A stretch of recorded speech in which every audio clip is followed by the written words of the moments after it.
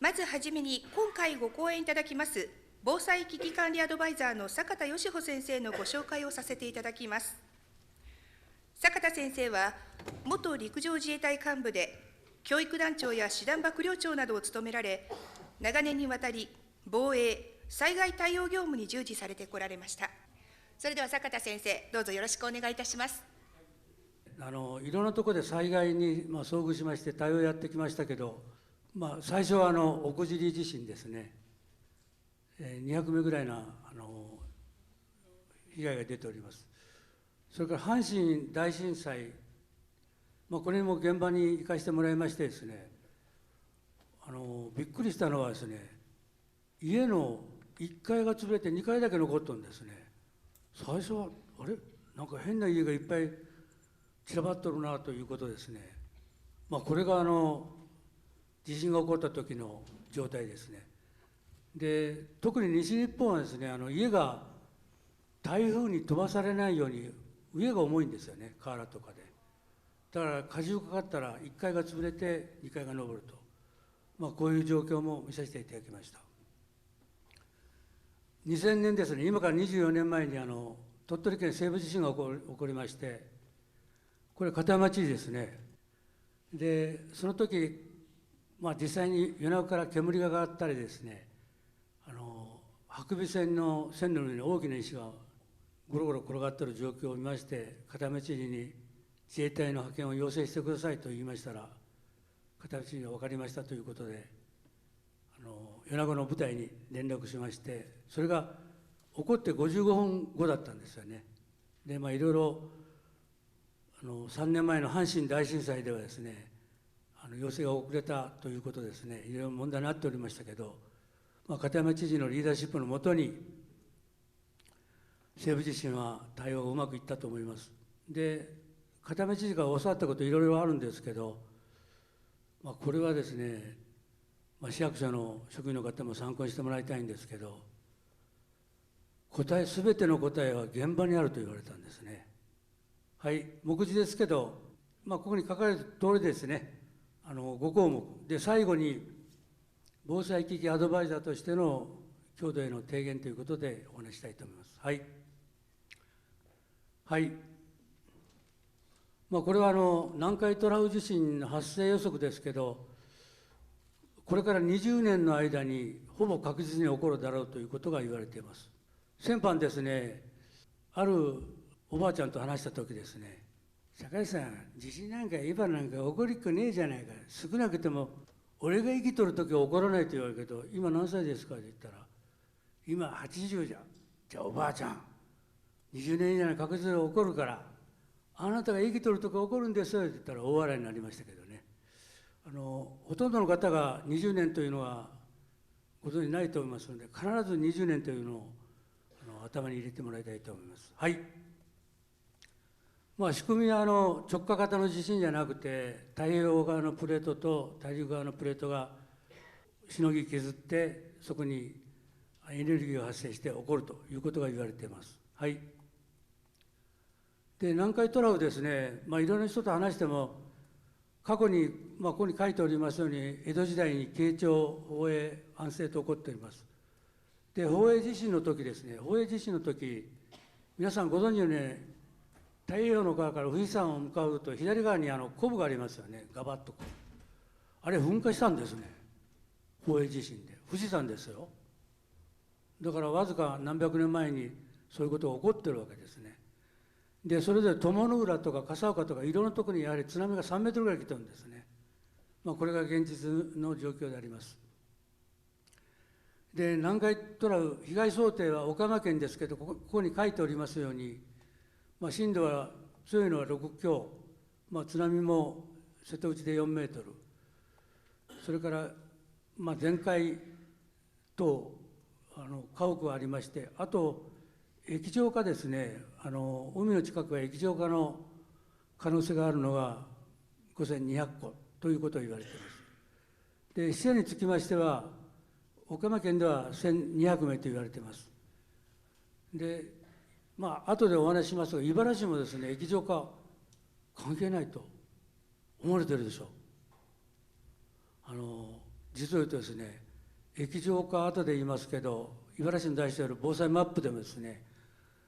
小田川沿い、それからですね、高谷からの、昔はそこ川流れていたんですね。小田川が東に流れるところと西に流れるところがあったんですけど、水の港によって福山が洪水が来るということで、西に流れるやつは止められちゃったんですね。しかしですね、先ほどのおばあちゃんと話を言ったら、坂田さん、そういえばこの辺り湧き水がすごいんだぞと。それはおばあちゃん、昔川が流れていたんだからおっしゃる通りですと。やっぱり昔の人は賢いですね。だから小田川沿いだけではなくて福山に通じる国道沿いも液状化の可能性があるということです。はい。あと前回ですね、南海トラフ臨時情報というのが初めて出ました。初めてですね。実際皆さんびっくりされたと思うんですけど、でこれは実際に起こった場合、巨大地震警戒か注意報か問題ありませんと3つの判断が示されるわけですね、国からですね。で今回は、幸いに警報じゃなくて注意で終わっております。はい。これは先ほど言いましたようにマグニチュード 6.8 以上の地震ですね、南海トラフ地震帯付近ですね。で実際にこれが出まして、先ほど言った3つの状況で2時間後に放送されます。当然警戒情報が出たらもうそれは沿岸地域の方は津波が恐れがありますから速やかに高台に退避するとかそういうことが求められます。今回みたいに注意の場合は非常に微妙ですね。無視はできないけど過剰に反応もできないという微妙な状態であります。はい。これが今回の8月8日に出た状況です。はい。これは産経新聞がうまくまとめていますけど、実際にこれが起こってじゃあ各市町村等の役場の方はどうだったですか、アンケートを取っております。でここに市町村の方は 65% が戸惑う面もあったということでありますけど、はい。次はですね、能登地震、もうこれ最初情報はあまり出てなかったんですけど、もう最近の新聞すごいですね。能登半島地震のいろいろな教訓事項が今どんどん出ています。これはありがたいですね。はい。これが1月10日に NHK が発表して、山口泉さんですね。この方はすごいんですよね。私もたまたまテレビ見とったら津波が来ますから逃げること逃げること逃げることってもう自らの判断で放送されたんですね。で私最初何のことかなと思っていたんですよ。直下型の能登半島地震になるとですね、もうすぐ津波来ちゃうわけですね、現実にですね。だから NHK のアナウンサーもいろんなことを勉強しているなということで、はい。これは能登半島地震ですけど、2月16日に内閣府が発表したやつで、その時は241人の死亡で、家屋を見ていただきたいんですけど、輪島市全壊半壊入れると 50% がなってるんですね。これはもうびっくりですよね。輪島市ですよね。それから珠洲市は半壊は出ておりませんけど、全壊が40% 近くそういう状況になったということですね。あまりこれピンとこないんですけど、現実に数字を見るとこういうことなんです。あとですね、避難所のいろんな問題が出てきまして、避難所は埃がしてですね、そのために誤衛生肺炎とかなる可能性が非常に高いということでありますけど、で25センチ高くすると埃を吸わないらしいんですよね。だから雑魚寝なんか一番危ないわけですね。段ボールベッドとかで避難所に入った時に25センチの高さを保持する、これ今日はそれを一つ頭に入れて書いてください。でここに書いておりますようにNHK の方で避難所の3原則 TKB ですね、覚えやすいですね。 TKB トイレ、キッチン、ベッドですね。トイレも非常に水が出なくて不衛生な状況が続いたということであります。で、あったかい食事もですね、食べれるところと食べれないところあったということで、当然寒いストレスがかかるところではですね、あったかい食事が食べることによって全然違ってくると思います。それからこれ3日前の新聞にスワヒヤ基準ってあるんですね。私も知らなかったんですけど、これは国際的な基準で災害とか紛争で避難した人たちに対する基準値が国際的に定められているんですね。ここに書いてありますように、命を守る4分野、給水、衛生、食料、避難所、保健医療ですね。これも参考になります。はい。あとですね、この農業ハウスで、おじいちゃんというかね、寒いとこ言っておられますけど、で、これはですね、私、マスコミにも責任があると思うんですね。非常に頑張ってる、農業ハウスでも頑張ってるじゃないかという言い方なんですけど、これはとんでもない間違いですからね。避難所に入れないから、寒い農業ハウスで我慢してね、やってるんですから、マスコミはね、こういう伝え方をしないとダメだと思いますね。はい。あとですね、いろいろ問題になったんですけど、食料等の保管ですね。これがやってる市とやってない市があったわけですね。で、珠洲市はしっかり基準通りやっていたんだけど、輪島市は珠洲市の3分の1しかいろんな保管やってなかったんですね。で、誰が困ったかというと、市役所の役人じゃないんですよね。住民が困ったわけですよね。茨城市の地域防災計画、アルマイが約3万食ですね、飲料水が50ミリリットルですね、50ミリリットルにはこのぐらいのペットボトルですね、これが1万6000本ですね。で、アルマイが3万食というのはですね、1日3回食べればですね、1日分なんですね。だから、茨城の人口で言えば1日分ですけど、多分被災した人が3分の1をするとですね、これ3日分しかないんですね。その3日っていうのは昔の基準なんですよ。で、後で言いますけど、南海トラフについては今までの3日から6日に保管してくださいという政府の指針が出てるわけですね。だから、ちょっと辛口になりますけど、この3万食というのは私は昔の基準だから、予算の関係がいろいろあるか分かりませんけどね、頑張って3日分ぐらい、3日じゃなくてそれ以上保管できるようにやってもらいたいと思います。はい。11月22日の状況ですけど、もう災害関連死で亡くなられた方が直接亡くなられた方より上回ったんですね。もうこれは恐ろしいことですよね。で、この事例はですね、さらに200名ぐらいが申請中ということで、8割通ったとしてもですね、関連死が400名超えちゃうんですよね。で、これ過去熊本地震、私熊本の司令部で勤務しましたけど、熊本地震ではですね、死者が50名だったんですよ、直接のですね。で、関連死が200名だったんですね。なぜかというと、非常に暑い8月に起こりましたので、多分体育館等でね、非常にストレスかかったと思います。家が潰れない政策、これも大切ですけど、実際に起こった後ですね、いかに関連死を少なくするかというのが、これからの私、課題になると思います。はい。で、政府はですね、抜本的な対策ということで、補正予算で避難者の環境の抜本的改善ということにようやく乗り出しました。簡易トイレや簡易ベッドですね、あったかい食事。で、学校の大会もエアコン。これがエアコンで避難してもいいようになってくると思います。はい。で、私、元自衛官ですので、自衛隊の後輩がですね、半年間、延べ100万人ですね、もう本当にコツコツ真面目に支援に当たったということであります。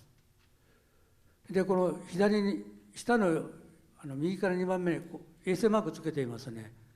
もうこういう人たちは防衛医科大学を出た医官ですので、毎年60名医官で送り出しております。はい。あといろんなことがですね、起こった時に起こったことをそのままするんじゃなくて、それをいかに教訓として生かしてやるかということが非常に大切だと思います。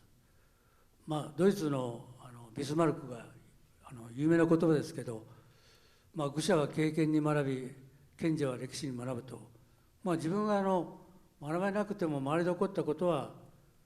経験として生かしてくださいよということであります。で、これもですね、私熊本司令部をおった時、防災の担当が幕僚長、防災計画持ってきましたというわけですよ。何が問題だと言ったら、熊本は水害が今まで起こってるから水害をしっかりやらないかんと。地震はと言ったら、地震は起こってないから大丈夫ですと。大体そうですよね。しかしそれ起こっちゃったわけですね、現実に。熊本地震ですね。それから能登半島もですね、後で言いますけど、実際に被害想定で出すんですよ、計画を作るために。死者は7名なんですね、石川県。しかし現実に200名、30倍以上の差がある。で、これがですね、乖離すると何が起こるかというとですね、まず初動対処が遅れるんですよね。やはりぴったり同じとは言いませんけど、それに近づく努力、今政府もいろいろ見直しております、避難想定ですね。はい。あと備蓄についても先ほど言いましたように、ちゃんとやっていた珠洲市と、これ予算の制約上からと言われていますけど、輪島市、こんなに大きな差が出てきています。はい。これ中国新聞に載っておりますけど、で、初めて政府がですね、防災備蓄の方針として、2000億円から計上すると。で、自治体の移動式トイレとかキッチンカーとかですね、そういうものについては補助しますよと。で、民間が保有するトレーラーハウスなどをどこにあるかというのをデータベース化して、何か起こったときにすぐできるようにします。そして自治体の保有する備蓄品を公用すると、こういうことを行おうとしております。はい。で、死因のですね、ここに書いてある8割が倒壊によるものですね。これは後でローダにはありますけど、家が倒れて8割亡くなられているということを、これもできるだけ耐震基準とか沿ってですね、耐震改修とやる必要があると思います。はい。これは分かりやすいですね。NHK が言っておりまして、私は常にカメラを持ってるんですね。家の中でもですよ。で、テレビでいいのがあったらすぐカメラで撮って、こうやって載せるわけですね。非常に分かりやすいです。で、1981年より前の家は4割ぐらいがこれ潰れてるんですね。これ見られたら分かりますように。で、あとですね、2000年までの家は約2割が潰れております。で、2000年以降についてはもう2割程度ですね。ここですね。2割程度。2% ですね。だから、これだけ家の耐震について差があるということをご理解いただければと思います。はい。倒壊の状況ですね。これは耐震、能登半島で NHK が共同アンケートをやったとき、耐震工事をしなかった、できなかったと、こういう状況です。で、昔の家は右下にあるように非常に窓口っていうんですかね、これが広いですね。というのは結婚式とか葬式家でやっていたですね。私も経験あるんですけど、そうしたらもう全部襖とか外してしまえば広い広ができるわけです。地震にとっては非常に危ないということ。次は液状化ですね。先ほどのおばあちゃんですね、今から地震なんか来るわけねえじゃないかというおばあちゃんが、いや、ここは湧き水が出るから液状化っていうのは危ねえんじゃのうということを言っておられました。はい。で、液状化、普通は地面がしっかりしてるんですけど、地震等で揺れが発生するとですね、中の土と水がバラバラになるんですね。で、もうぐちゃぐちゃになって家が傾いたりするのが液状化ということを言われています。はい。これは内灘町ですね、もう右電柱が傾いたり、特に道路が波打ったり家が傾いたりするわけですね。で、問題なのはですね、震源域が100キロぐらい離れていたわけですね、内灘町と。震度5弱で起こったんですね。だから距離とか震度にはあんまり関係ないんですね、液状化はですね。ちょっとした力がかかったら、元の川の跡とか、その砂浜とかですね、そういうのに起こりやすいわけです。はい。ここはこの通りですね。で、私は鳥取県西部地震の時も現地にいろいろ行きましたけど、震源域が南の日野町なんですよね。で、じゃあ近い米子が液状化が起こるかって起こってないんですよ。で、さらに離れた境港、そこで鳥取空港とか境港が液状化でぐちゃぐちゃになったんですよね。その時は分からなかったんですね。なんでこんなことになるのかと。今は理解できます。はい。で、これ工事ですね、非常にお金がかかって、これも今日の産経新聞に載っていましたけど、実際に西で100棟を超える被害が出て、あと800億円ぐらいで10年で改良すると言ったんですね。で、改良は2つあって、水位が高いから水を抜く工事ですね。それから地面が弱いからそれを何らかのものを入れて固定する工事ですね。こういうことがだからいずれにしても液状化というのは大変な話ですね。はい。ようやくはここに書いておりますように、被害想定が現実と乖離した30倍以上ですね。死者の8割は家屋倒壊で、液状化の危険性、指定避難所が少なく、実際に指定避難所に入ったのは3分の1みたいなんですね。だから3分の2は農業ハウスとか車の中とか親戚とかそういうところに入ったみたいですね。避難所運営は先ほど言いましたように TKD ですね。災害関連死を最小限にする。それからあと怖いことが災害関連者が直接死よりも多くなったということですね。あとは備蓄が不十分なところと十分なところがあったということです。はい。これ産経新聞に載っとったんですけど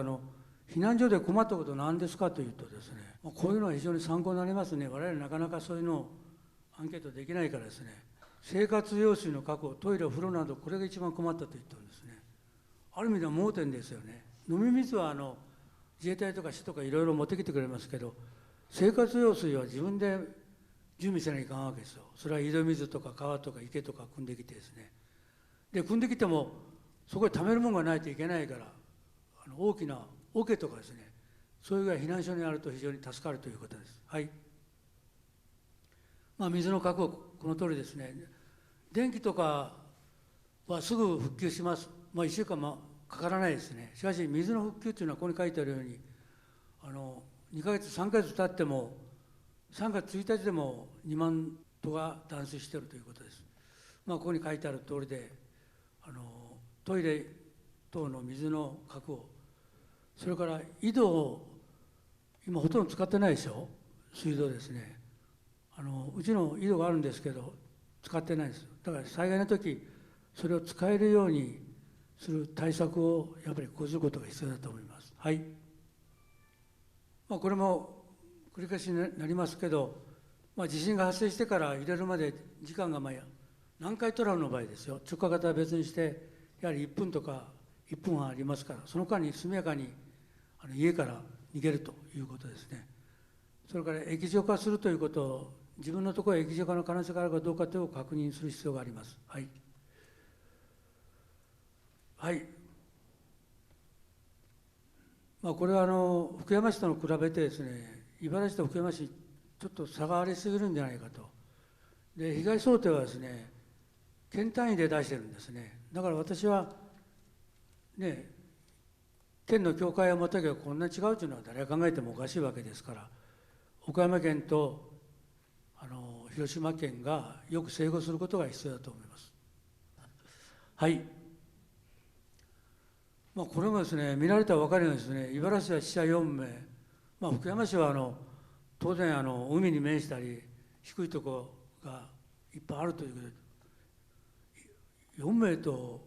死傷者ですけど、これ差がありすぎますね。で、家屋については58棟茨城市、福山市が6万8000棟ですから、このあたり整合が必要だと思います。はい。これ黄色い部分が震度6弱の地域です。国道沿い、川沿いですね。こういうのを多分見られたと思いますけど、見てない方は防災マップが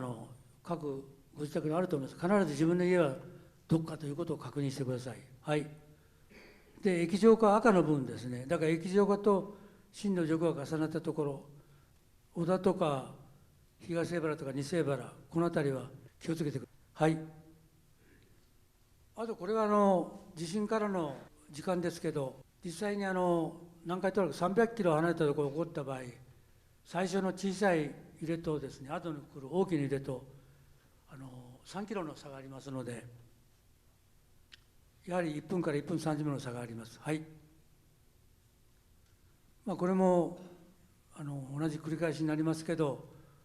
これをしっかり逃げる時間に当てるということです。それから実際に茨城も地点によってそれぞれ違います。6弱のとこも5強も5弱もあります。だから自分の家はどの地点であるかということを確認していただければ幸いです。はい。これを先ほど言った小田川の状況ですね。はい。これもコンクリートされてないものをしっかりコンクリート化するということもため池ですね、必要だと思います。はい。これは阪神の時のあれですけど、もう1階が潰れて2階残ったんですね。だから1階にいた人はダメだけど、2階の人は助かってるんですよね。これはもうちょっと現地に行くと不気味ですね。こういう状況が延々と続いてるんですね。はい。これは耐震工事の必要性ということです。実際に現状診断で7万円のところ6万円の補助が市役所から出ますので、少なくとも耐震診断だけは実際にやられた方がいいと思います。はい。これは岡田の教授が表で言っておられますけど、旧耐震基準については6強の地震が来たらほぼやられますよと。で、2000年についてはほぼ安心ですよということをこれ繰り返し言っておられました。はい。これが木造建築の茨城の状況です。やはり1980以前が多いですよね、76%。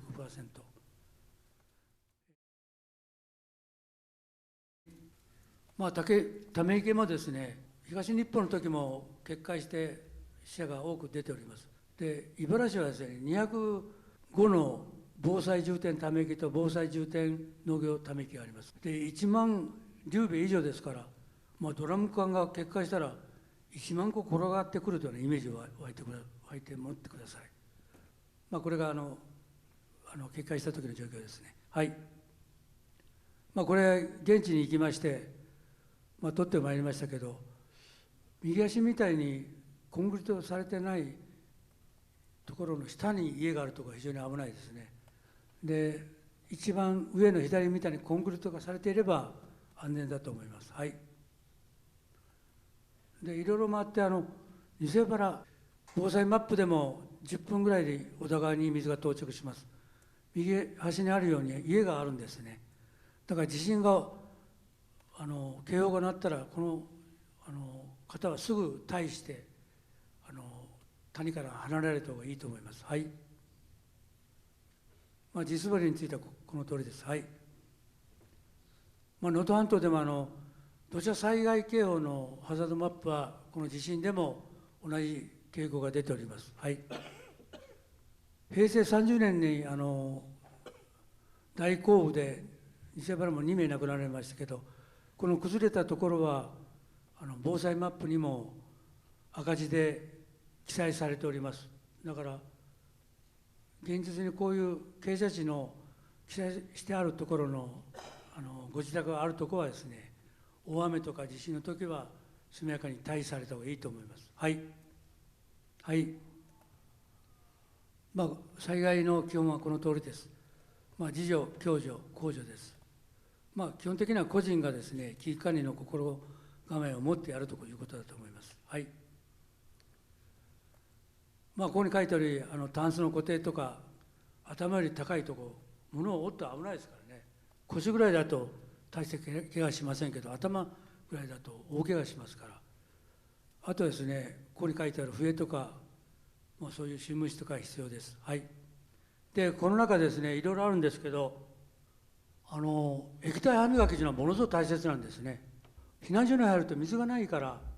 歯磨きしない人が多いんですよ。で、誤嚥性肺炎とかいろいろあるんですけど、これは水いりませんから、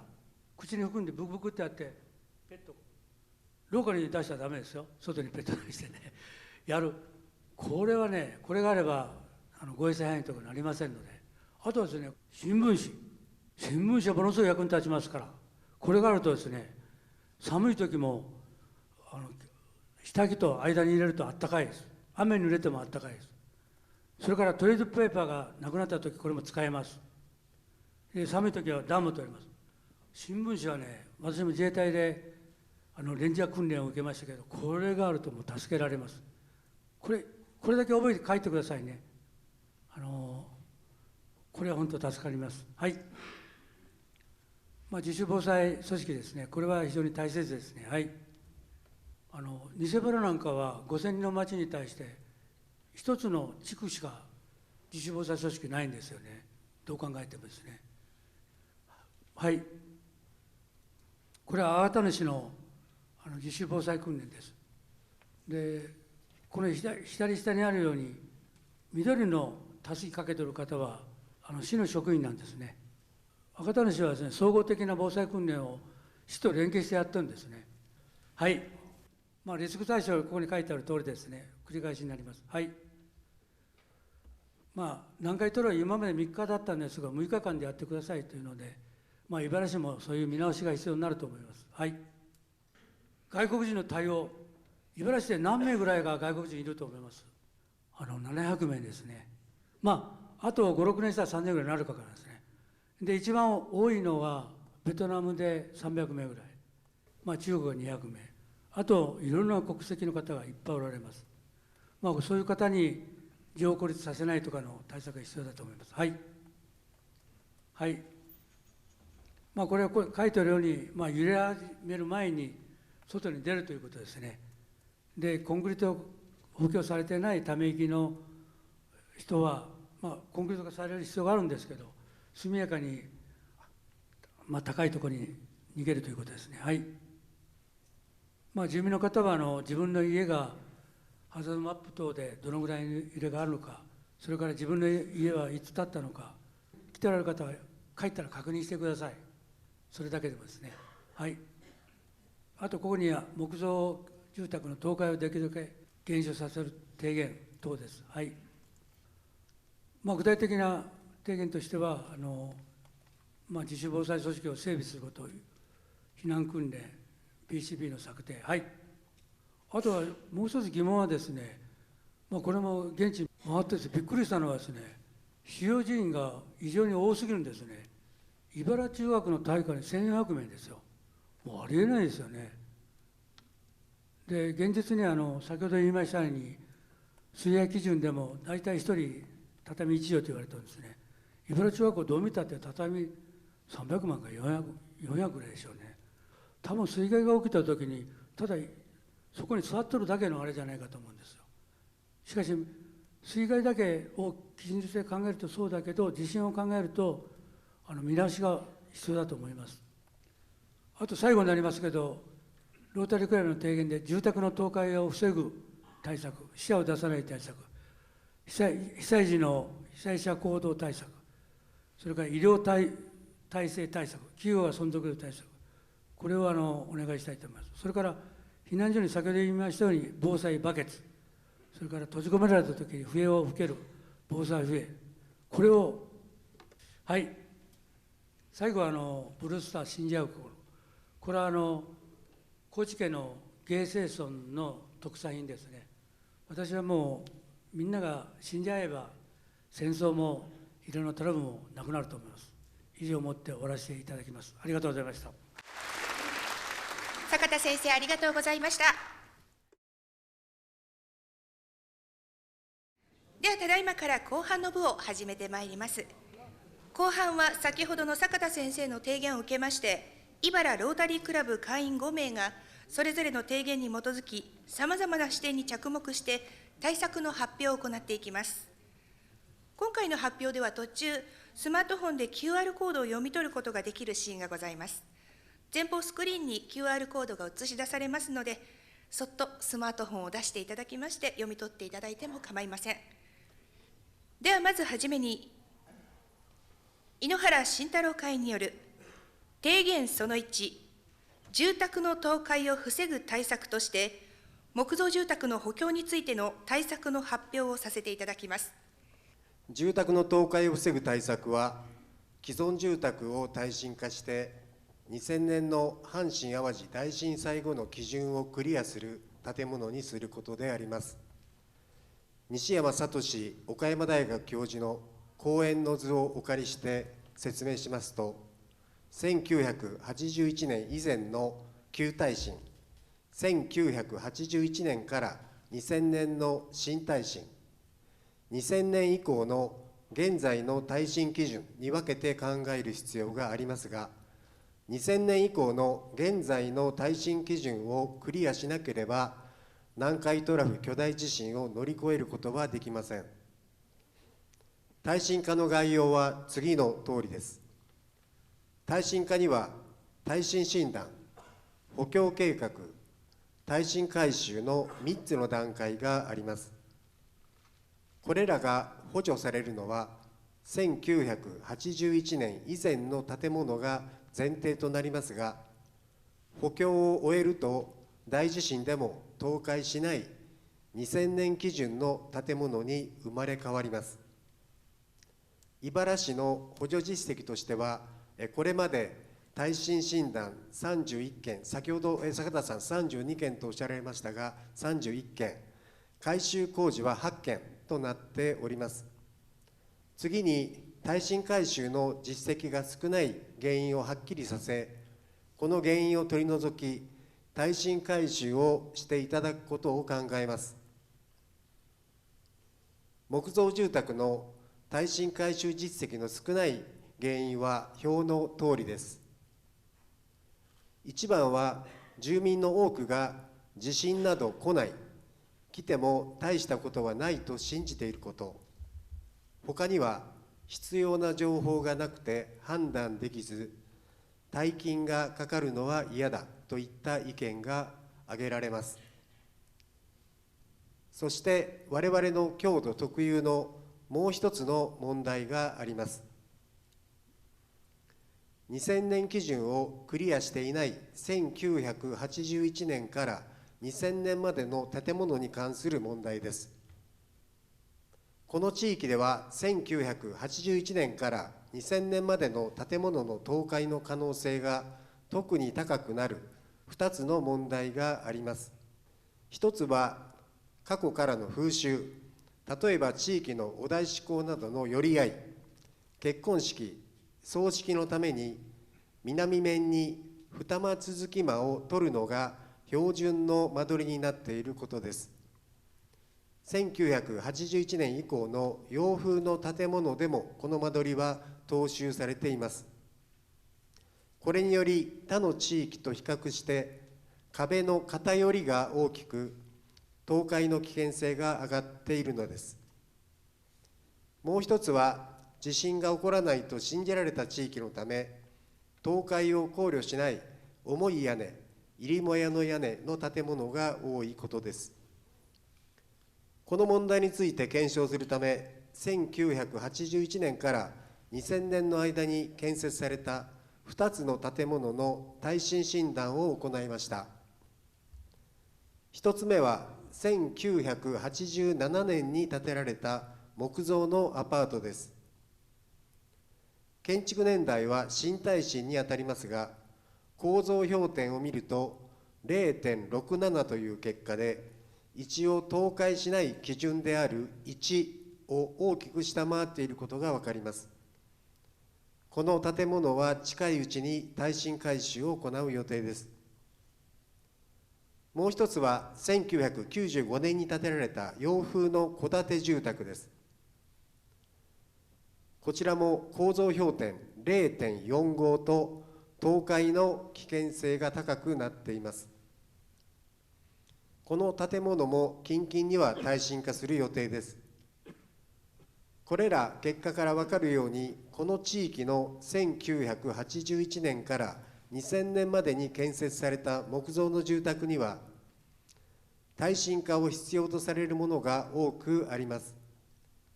皆さんのお宅についても、この後ご紹介する誰でもできる我が家の耐震診断を実施すれば実感いただけると思います。ここで情報がなくて判断できない、大金がかかるのは嫌だという問題について情報収集してみました。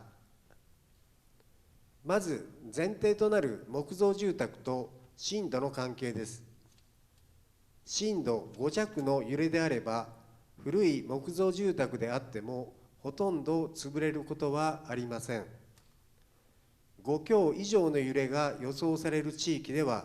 住宅の耐震性を確認し、補強を検討しましょう。建設年代、建設要素別に耐震化費用の略算を表にまとめましたのでご覧ください。結論から申し上げると、1981年以前の建物も、1981年から2000年の間の建物も、補助制度の有無という違いはありますが、基礎が鉄筋コンクリートの建物であれば、200万円程度の費用で耐震化でき、2000年基準対応の大地震で倒壊しない建物に生まれ変わります。なお、基礎が鉄筋コンクリートであるかどうかは、図面から判断できなくても、耐震診断される設計士の方の持つセンサーを使えばすぐに分かります。木造住宅耐震化の判断手順をご説明します。まず、この後ご説明する地震ハザードカルテで、ご自宅がどの程度揺れるのかを確認します。震度5強以上の揺れが予想される場合、まずはご自宅の建築年代を確認しましょう。1981年以前、あるいは1981年から2000年の間である場合、耐震化の検討が必要です。合わせて口述の誰でも分かる我が家の耐震診断も行っておきましょう。点数が7点以下の場合、耐震化の検討が必要とされています。耐震化が必要と判断されたら、先ほどの表から諸費用を確認し、残りの人生や家族計画、資金計画を考慮して、耐震化の実施をどうするか決めます。1981年5月以前に着工の建物であれば、補助制度を利用できます。市役所や町役場に相談して申請を行い、耐震化を実施しましょ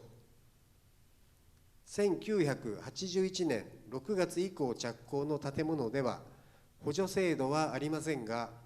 県の認定する設計士の下で耐震化を行ってください。この木造住宅耐震補強の判断を増やす考え方こそが、住宅の倒壊を防ぐ対策です。先ほどの表を見ていただければ、1981年以前に建てられた住宅でも、基礎が鉄筋コンクリートなら補強にかかる実費は200万円程度、1981年から2000年の住宅の場合、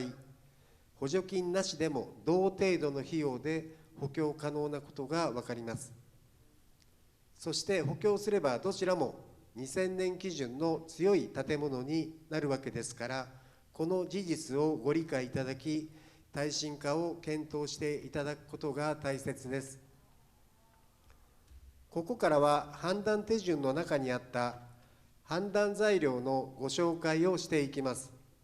こちらは気象庁より公開されている震度と揺れの状況です。震度をただの揺れの大きさと序列として見るのではなく、震度ごとの被害想定と関連付けて捉えるようにしましょう。こちらは地震ハザードカルテです。地震ハザードカルテでウェブ検索し、ご自宅の住所を入力すれば、このような表を見ることができます。ここで大切なのは、左下の図です。右へ行くほど揺れやすい地域となっています。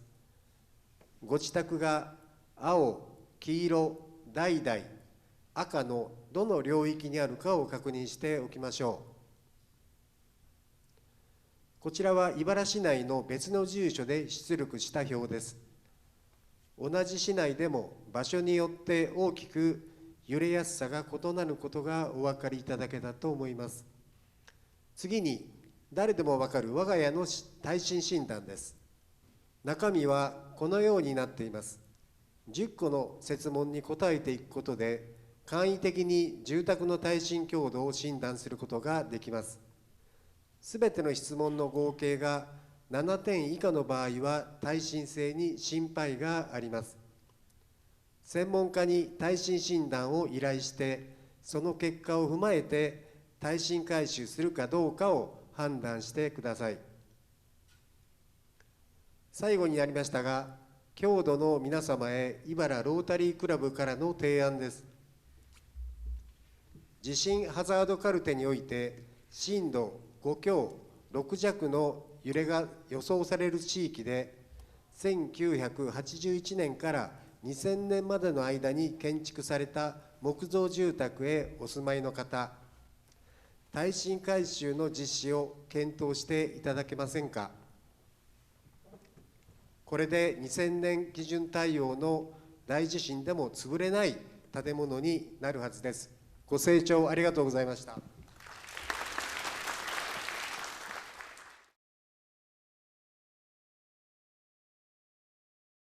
それでは続きまして、坊野公春会員による提言その2、死者を出さない対策として、生命を守る揺れ来るコール、ヤフー防災、設定と避難訓練についての対策の発表をお願いいたします。まず、どのような時に死者が出てしまうのかを整理します。一つ目は、建物の倒壊に巻き込まれ、圧死、窒息死するケースです。特に木造住宅は倒壊のリスクが高く、実際に能登半島地震でも多くの住民が死亡しています。もう一つは、地震の揺れによって起こる地滑りやため池の決壊で家ごと押し流されるケースです。では、それぞれのケースについてどのような対策を取るべきかをお伝えします。まず、建物の倒壊による圧死に対する対策です。最も有効なのは、揺れが到達する前に安全な場所に避難することです。南海トラフ巨大地震では、震源で発生した揺れが強度に到達するまでに1分から1分30秒程度の猶予があります。この時間内に屋外の安全な場所へ避難することができれば、命を守ることができます。揺れの到達を事前に知らせるツールとして、個人用にはスマートフォンアプリのヤフー防災速報や揺れ来るコール、企業や施設用にはデジタルナマズなどがあります。これらをインストールしておき、地震発生時に迅速に避難できるよう、通知震度を4以上に設定し、日頃から訓練を行っておきましょう。次に、地滑りやため池の決壊への対策です。こちらはまず、地域のどこが危険であるかを把握していくことが大切です。市、町の危機管理課には、ため池や急傾斜地の影響を受ける範囲を確認していただき、自主防災組織と連携して住民への周知、避難訓練を実施していただきたいと思います。そして、お住まいの地域が影響範囲に該当する場合には、南海トラフ地震臨時速報の巨大地震警戒が発表された場合、知人宅などの安全な場所へ最低1週間は事前避難をすることをお勧めいたします。また、ため池の水位管理も重要です。管理者の方には、田植えなどの必要時を除いて水位を低く保っていただくようお願いいたします。ここまで死者を出さないための具体的な対策をお伝えしてまいりましたが、中でも揺れの到達を事前に知らせるヤフー防災速報、揺れクルコールの導入は、最も効果的かつ手軽な対策です。そこで、ここからは、これらアプリの導入方法をご説明いたします。本日お越しの皆様には、ぜひこれらを導入していただき、また、地域の防災リーダーの方には、使い方を住民の皆様までに広めていただきたいと思います。ちなみに、2つのアプリには、ヤフー防災速報の方が地震以外の災害情報も受け取ることができるという違いはありますが、地震発生時のカウントダウンという点では差異はありません。どちらかお好みの方を導入していただければと思います。まず、ヤフー防災速報です。こちらの QR コードから紹介ページを開いてください。QR コードの読み取りが難しい方は、ヤフー防災で検索すれば、同じページが検索結果の一番上に表示されると思います。紹介ページを開くことができたら、ご覧のような黒いボタンがあります。こちらを押してください。新しいページが開きますので、そちらに表示されたインストールボタンを押せば、スマートフォンへの導入は完了です。アプリを起動すると、左のような画面が出てきますので、次へを押してください。すると、現在地連動通知設定の画面が出てきます。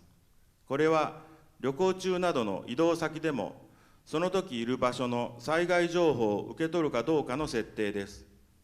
必要に応じて次へからこの機能を使うを押してください。次に自分の住んでいる地域を設定します。地域を設定するを押して、リストから自分が住んでいる地域を選んでください。市町村まで選ぶと確認画面の指示後、設定の完了画面が表示されますが、もう少しだけ操作が必要です。始めるを押して進んでください。次の画面に移ると、歯車マークの設定ボタンがありますので、ここを押してください。画面を下へ移動していくと地震の項目がありますので、そこを押して開いた画面から通知条件のボタンを押します。表示されたリストから震度4以上を押してください。以上で設定は完了です。これで地震が起きたとき、自動でカウントダウンの警告が流れるようになります。揺れクルコールでも導入方法はほぼ同じです。QR コードを読み込むか、揺れクルコールで検索して、このようなスライド、ページを表示してください。ページをたどっていくと、下の方にボタンがありますので、iPhone の方は右のボタン、それ以外の方は左のボタンを押してください。開かれたページでインストールを押すと導入完了です。起動すると最初にメッセージが表示されるので、OK を押して設定画面を開いてください。すると画面の一番上に家のマークがありますので、それを押します。そして次の画面の一番上、通知振動を押して、どの程度の揺れから警報を流すかを設定します。リストから震度4以上を選んでから右下の OK を押してください。続いて一つ下の予測地点を押します。リストからお住まいの地域を市町村まで選択し、元の画面に戻ったら左上の×のボタンを押してください。最後に画面下にある地震情報が受信するになっていることを確認して設定完了です。以上、南海トラフ地震が発生した際に死者を出さないための対策でした。本日の内容をぜひご家庭や職場で共有していただき、地域全体で災害に備え、命を守る行動を実践していきましょう。ご清聴ありがとうございました。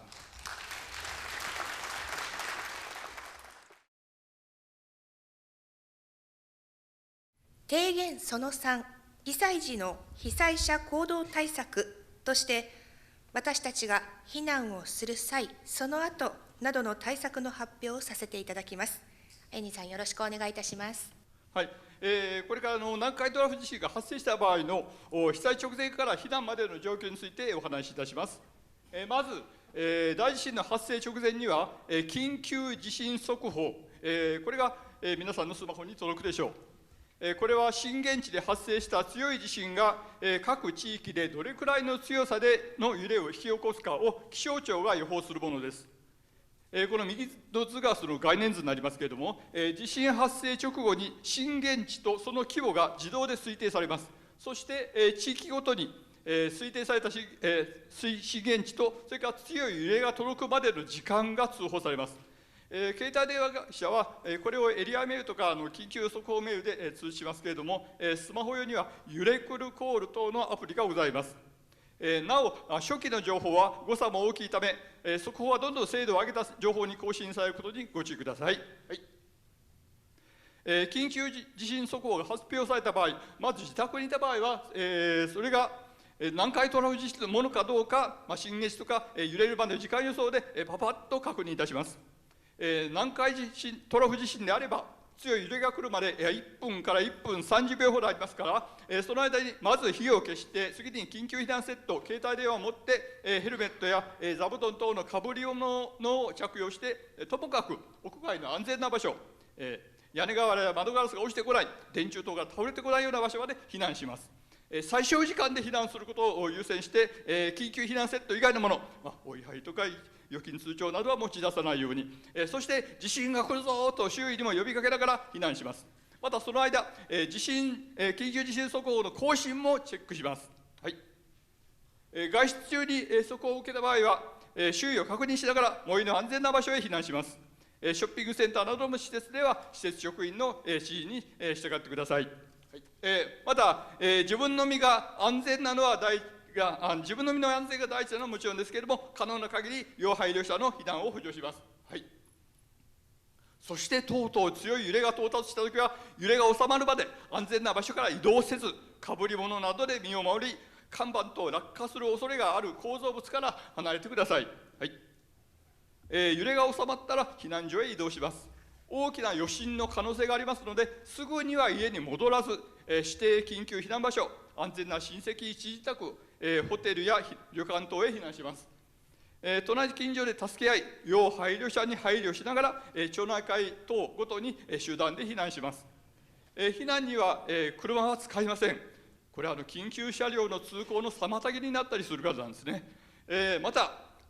看板、ブロック塀等、落下、崩落する恐れがある構造物には近づかないようにお願いします。そして、電話は緊急連絡を優先してください。はい。やがて自主防災組織の活動が始まります。自主防災組織の人々と協力して、出火防止の呼びかけを行い、もし出火があれば、初期消火、救出活動をみんなで協力して行います。自主防災組織では、要配慮者の安全確保に努め、地域内の被害情報を収集し、行方不明者があれば、市職員、警察官、消防職員、消防団員等に連絡して、場合によっては、消防署へ出動を要請いたします。はい。そして避難生活ですが、避難はまず、指定緊急避難場所へ避難します。指定緊急避難場所は、住民等が災害から身を守るために緊急に避難する施設または場所で学校園、公園、公民等が指定されています。避難者は自主防災組織に協力して秩序ある避難生活を送りましょう。壊れた家に戻ってはいけません。やがて指定避難所が開設されます。この指定避難所は、災害の危険性がなくなるまで必要な期間滞在し、または家に戻れなくなった市民等が一時的に滞在する施設で、小学校等が、指定されております。はい。こちらが指定緊急避難場所、指定避難所の一覧になります。防災マップに掲載されておりますので、自宅の周辺でどこが指定されているか、ご存知なければ、この後変えられたらすぐに確認なさってください。はい。指定避難所は、自主防災組織が運営し、市役所、町役場等がサポートいたします。そこでは次のことに十分注意されながら運営されます。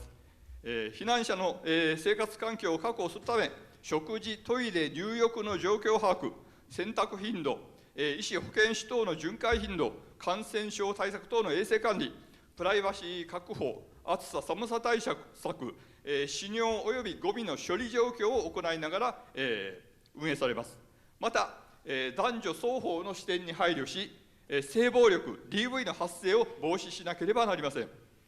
また、被災ペットにも配慮が必要です。そして収容力不足の場合は、他の公共民間施設の借り上げ等による避難者分散がなされます。はい。そして行政からは以下のような避難所支援が進められます。メンタルケアのため、精神科の医療も行うことができる避難所救護センターの設置、要配慮者支援のため、福祉避難所の開設、宿泊施設提供等、食料供給、炊き出しのための緊急食料等の調達、飲料水供給のための臨時給水所設置、仮設共用線等設置、これは地震発生後8日をめどに対策されます。また、生活必需品の供与のための市の備蓄品放出、指定避難所に滞在することができない被災者への食料等必要な物資の配布、循環健康相談等保健医療サービスの提供、正確な情報の伝達なども行政が行います。はい。最後に今一度備えあれば憂いなしということで、今しておくべきことを確認しておきます。市役所町役場から、配布されている防災マップのチェック、そして、指定緊急避難場所、指定避難所の把握を、お願いいたします。それから、揺れコール等の緊急地震速報をスマホ、携帯で受信可能にしておきます。また、緊急避難セット、かぶり物を用意し、玄関近くとかの避難ルートの途中に配置しておきます。最後に災害はまず自ら助ける自助を基本として、そしてみんなで助け合う共助、そして行政による公助へと進みます。今一度皆さんでご自身の備えをチェックして、私からの発表とまとめとさせていただきます。ありがとうございました。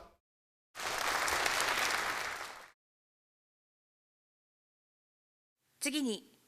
小塚和志会員によります。提言4、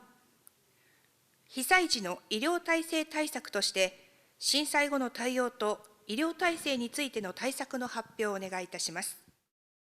本日お集まりの皆様は、地域防災の先頭に立たれる方が多いと思いますので、災害が起きた後、この地域で対応できる医療、福祉について考えてみたいと思います。まず現状を知っていただきたいと思って準備してまいりました。南海トラフの巨大地震が起きた場合、太平洋沿岸の地域は壊滅し、医療・福祉の施設は大きく機能が低下するということは容易に考えられます。当然、自衛隊 DMAT は激甚な地域に優先的に送り込まれますので、この地域では外部からの救援を前提とせず、地域の持てる力で問題解決に当たることになります。警察も救急も人員は限られております。119番しても人は来ないと思っていただくのが前提かと思います。認知症をはじめ、障害を抱えた住民にどう対処していったらいいのか考えていただいて、防災計画に生かしていただきたいのです。はい。大規模災害が起きた時の災害拠点病院はこのように決定されております。薬剤のストック、非常用電源、自家発電装置などの対応はもうすでに整備されております。しかし、上下水道の耐震化工事はいずれの病院でも行われてはおりません。はい。災害が起きた現場ではどうでしょうか。多くのけが人を災害拠点病院だけで対応することは不可能です。日頃から重症度に合わせた対応のシステムを、茨の地域特性を考えると、県を越えて構築し、医療者医療者の意思疎通が円滑に行われるように訓練されていなければなりません。このスライドに示す3段階のシステムは東京23区で整備されているものです。もちろんこれに基づいて訓練も行われております。しかし岡山県下では災害拠点病院以外のシステムはありません。これでいいのでしょうか。軽症者に対する医療救護所、この地域では開業医がその任に当たると思いますが、停電が長引けばマイナンバーカード、顔認証、電子カルテも使えません。医薬分業が進んだ今、かつてのように医療機関に薬剤や衛生用品の余分な在庫はないのです。はい。便利な世の中になって医薬品の物流は必要な時に必要な量が配送されるようになっております。ただ、機械化された巨大な物流倉庫が被災したり、輸送ルートが遮断されたときにどうなるんでしょうか。岡山県の場合、早島の山の上に医薬品の物流センターは集中しております。はい。災害の対応に関しては、過去の経験からすでにマニュアルはもう整備されております。時間の都合で詳しくは触れませんが、はい。知識に富んだ責任者を事前に決定し、常時から訓練を重ね、想定外の事態にも柔軟に対応する力を養っていくことが最も重要です。はい。DMAT、聞かれたこともあると思うんですけれども、デザスターメディカルアシスタントチームの略です。災害に対して48時間以内に専門訓練を受けた医療チームを速やかに現地に送り込み、救急医療や現地の病院支援を行い、また傷病者を災害地以外に搬送する目的で創設されました。少し組織編成の意味合いは違いますが、常に戦時下にあるようなイスラエル医療団の編成では、精神科医や小児科医も配置しております。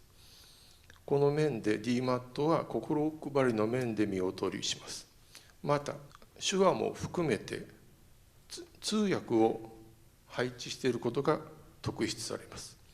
現在、全国で320万人、昨年末の統計でも、岡山県下だけで3万6,000人の在留外国人が居住されておられます。この人たちも我々は地域で守っていかなければなりません。はい。過去の災害で必要性が強調されているのが福祉避難所の設置です。停電の長期化を考えると、高齢者対応だけではなく、人工呼吸器、血液透析の必要な方、睡眠時無呼吸の患者さんなど、医療機会が必須な方もたくさんおられます。前もってその数を把握し、その支援も計画しておかなければなりません。現状では非常用電源、酸素3日持つのが限度です。はい。茨の人口構成、高齢化率を示します。この現状に応じた医療福祉体制の構築が必要なのです。走って逃げてほしい、素早く逃げてほしいと言っても、無理な方がこれだけおられるのが現実です。はい。令和5年の障害者白書からの引用ですが、国民の約 9.2%、10人に1人は災害時に直接的な支援が必要とされております。はい。高齢者対応はもちろんですが、精神障害、発達障害とされる人たちの支援も重要になってまいります。避難所の一部を区切って、ここで我慢してくださいという対応は非現実的であります。もう一つ大きな問題として、救援を言い出せない方の存在を忘れてはなりません。自分たちでやるからと。こういった被災者の中から災害関連死が生まれてきます。平時のつながり、人のつながりがないと対応は前進いたしません。もう一つ、障害を抱えた人たちへの対応ができる災害時派遣福祉チーム、DWAT、全国で少しずつ整備は進んできておりますが、近隣ではありません。この編成も急がなければなりません。課題が山積しているというのが現状であります。ご清聴ありがとうございました。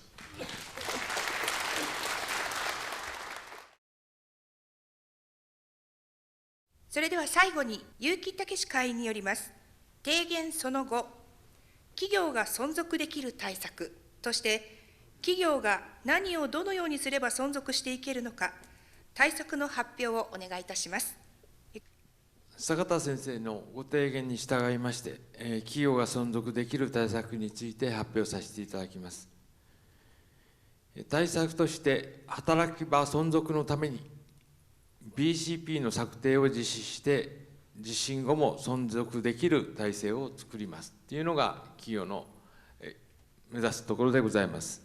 中島ガラス工業は、岡山県井原市に本社工場があり、千葉県銚子市に近い香取郡東野省庁に関東工場というのがあります。事業内容に関しましては、簡単に申し上げると、強化ガラス、複層ガラス、合わせガラスなどを加工している板ガラスの加工業をしております。東日本におきまして起こりました東日本の大震災で、東野省工場は、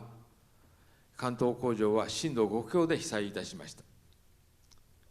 全工場への放送設備、そこに直結したデジタルナマズのおかげで、社員全員、そして来訪者の方々も工場外に安全な場所に避難し、被害を防止することができました。生産設備へのダメージも最小限に食い止めることができました。しかしながら、製品の板ガラスも、材料として取得してあった多量の板ガラスも、全量破損いたしました。損害金額は数千万円規模に上りました。社員の木造の自宅ですが、従来、関東圏の木造住宅は、過去からたびたび地震を経験する関係にある地域のために、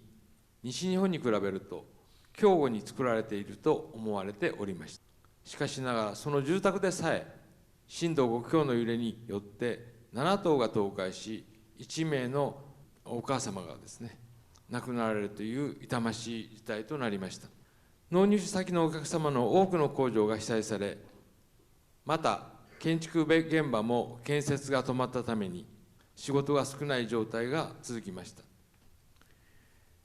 西日本にある本社工場と連携を取りながら、社員全員でこの危機を乗り越えることができましたことをご報告申し上げます。板ガラス加工業をしていることから、地震に対しては過去から企業の BCP の観点からも最重要視し、情報を集めて対応してきました。40年前から、本当は西日本を襲うであろう3連鎖の巨大地震、今は南海トラフ巨大地震と呼んでいますが、の対応について調査し、本社工場でどうやって機械、人、事業、社員の皆さんを救うかということを考えてきて、活動が始まりました。次に BCP、これは事業継続計画書というふうに言いますけれども、について説明してまいります。中島ガラス工業の BCP の基本方針は次の3つです。お客様から信用を守り、悪影響を最小限にすること。従業員、家族、安全と生活を守り、雇用を維持すること。地域の人々と協力しながら安全に貢献することでございます。経済産業省の中小企業と経営強化法の認定を受けております。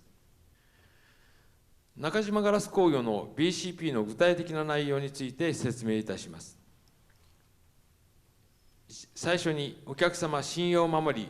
悪影響を最小限に。まずはハードでございますが、先ほどご説明しましたように、東西の工場にはデジタルナマズなるものが座っておりまして、地震が来ると全工場に放送設備を通してカウントダウンが始まります。それによって人命を守り、機械、製品の被害を最小限にいたします。東西の工場に同じ加工ができる機械を設置し、常に新しい機械に更新しながら、被災時にも相互バックアップができる体制を両工場で作り上げ、事業継続できる体制をとっております。東西の工場の情報システムも、今言われてますクラウド化を実施し、相互のデータのバックアップ体制もとっております。両工場の連携で、建物の耐震補強、排水処理施設等の環境面の更新も続けております。ソフトにおきましては、BCP 対策書の策定、認定、追加更新を繰り返し、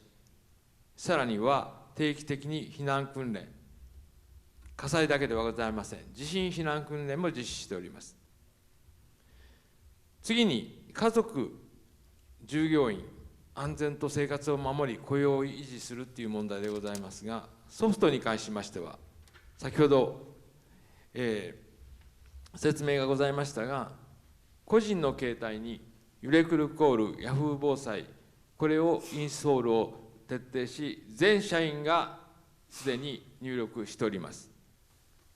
従業員の携帯カード、安否確認システムの構築と定期訓練を実施しております。地震が起こった後、社員がどういう状態にあるのか、すぐ確認して、相互に連絡を取りながら、地域に貢献できる体制を取ります。自宅の耐震診断、耐震チェック、耐震補強設計、備蓄品の情報提供等ですね、いろんな面において、この準備を進め、決算書を出させていただくことによって、支援も進めております。地域に関しましては、地域の方々と協力しながら安全に貢献すること、一つはロータリークラブを通じての活動がございます。それと社員の地域の活動として消防団、防災組織を通じての活動も提唱し、頑張っていただいております。デジタルナマズ、今の仕様はブラックナマズって言います。ここに出てる通りでございますが、この警報装置から気象庁からですね、警報が来ると震度4が来るという時にカウントダウンが始まるように設定してあります。デジタルナマズを使っての中島ガラスの避難訓練の状況を動画で流します。紀の湖町の中島ガラス工業で19日、地震を想定した避難訓練が行われました。震度7、17秒後。訓練は今年の正月に発生した能登半島地震と同じ震度7の揺れが発生するという想定で、地震の発生を知らせる警報が流れると、従業員が屋外へ避難しました。中島ガラス工業では、建材用の板ガラスなどを製造しています。割れると危険なガラスを扱っていることから、地震災害に対する備えには特に力を入れていて、避難訓練も毎年実施しています。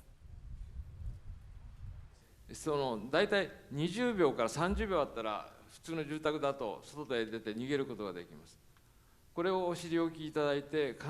逃げていただきたいというふうに思います。よろしくお願いします。また、従業員の携帯カードっていうのが、